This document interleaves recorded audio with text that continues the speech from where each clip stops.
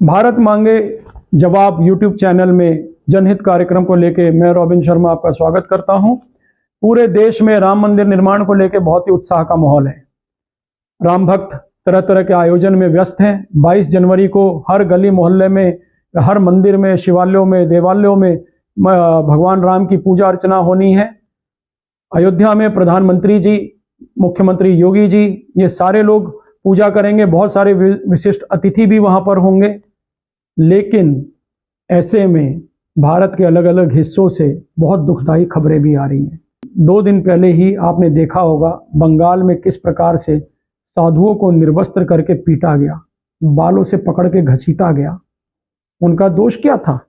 वो साधु जय श्री राम का नारा लगा रहे थे और जय श्री राम का नारा सुन के एक भीड़ इतनी उन्मादी हो गई कि उन्होंने साधुओं को पीटना शुरू कर दिया। उससे भी ज्यादा दर्दनाक खबर मैं आज आपको बता रहा हूं। एक और ये खबर दैनिक जागरण में आज 16 जनवरी को छपी है और खबर में साफ तौर पे लिखा है, उन्नाव में जय श्री राम का उद्घोष करने पर हत्या, 4 लोग गिरफ्तार।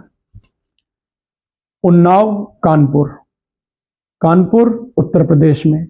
उत्तर प्रदेश के मुखिया महान संत योगी आदित्यनाथ जी महाराज, योगी आदित्यनाथ जी के राज में राम भक्त की नृशंस हत्या कर दी गई जय श्री राम का नारा लगाने के लिए। यह बात अलग है कि वो गिरफ्तार कर लिए गए, लेकिन दुख इस बात का है कि बंगाल में साधु पिट रहे हैं, उत्तर प्रदेश में राम भक्त मारे गए और जय श्री राम का नारा लगाने से क्या जय श्री राम का नारा लगाना पाप है?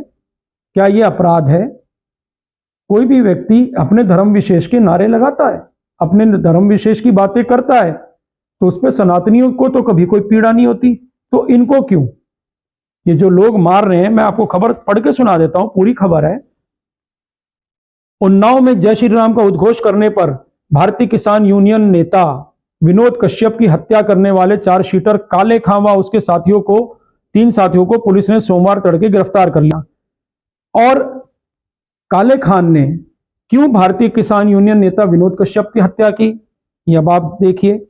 बता दें, अखबार में छपा है, अयोध्या में रामलला की प्राण प्रतिष्ठा वाले दिन 22 जनवरी के लिए मोहल्ले के शिव मंदिर में धार्मिक अनुष्ठान के लिए रविवार सुबह 11 बजे दुर्गा शंकर घर घर से चंदा एकत्र कर रहे थे और जय श्री राम का उद्घोष कर रहे थे। मोहल्ले के हिस्ट्री शीटर काले खां और उसके साथियों ने इससे खफा होकर दुर्गा शंकर की बेरहमी से पिटाई कर दी।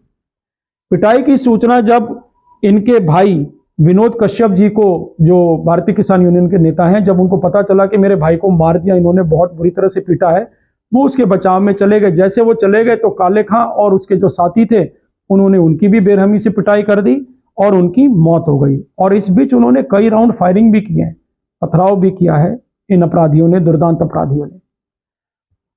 भारत के अंदर क्या जय श्री राम कहना गुनाह है? यह सवाल बहुत समय से उठ रहा है। और जो लोग इस तरह से राम भक्तों की हत्या कर रहे हैं, उनको इतनी ताकत मिल कहां से रही है? ये सब इनके ऊपर जो आश्रय है, ये सब लोग जो उद्वेलित हो रहे हैं, केवल एक जो भटकाव की राजनीति जो कुछ राजनीतिक दल कर रहे हैं, कुछ धर्माचार्य कर रहे हैं और एक विशेष मजहब के लोग कर रहे हैं, केवल भटकाने के लिए कि राम का विवाद उत्पन्न कर दो, देश के अंदर अशांति का माहौल हो जाएगा और 22 जनवरी को रामलला का मामला जो है किसी तरह खटाई पे पड़ जाएगा। इस तरह की जो बातें हैं ये बहुत गलत है। और जो लोग भगवान राम के विरोध में खड़े हैं, राम नाम सुन नहीं सकते भारत के अंदर, ये भारत हिंदू राष्ट्र है, हिंदुओं की भूमि है, ये सनातनियों की भूमि है। सनातनियों ने अन्य लोगों को यहाँ पर आश्रय दिया है और उन्हीं की धरा पे अगर राम भक्त मारे जाएंगे तो वो लोग इस बात को समझें कि सनातनी कब तक ऐसे शांत रहेंगे। मुझे इस मौके पे मेरी गुरु माँ साध्वी ऋतांबरा जी का के कुछ लाइन याद आ रहे हैं जो उन्होंने राम जन्मभूमि आंदोलन के समय में बोला था और हम लोग उसी को सुन के सब बाहर निकल गए थे। उन्होंने कहा था कि ये देश राम का है, परिवेश राम का है, अयोध्या में राम जन्मभूमि स्थान पर मंदिर का निर्माण करना आदेश राम का है। हो राम का मुखालिफ और भारतीय भी हो संभव नहीं है ये, कह दो बजा के डंका, कह दो बजा के डंका।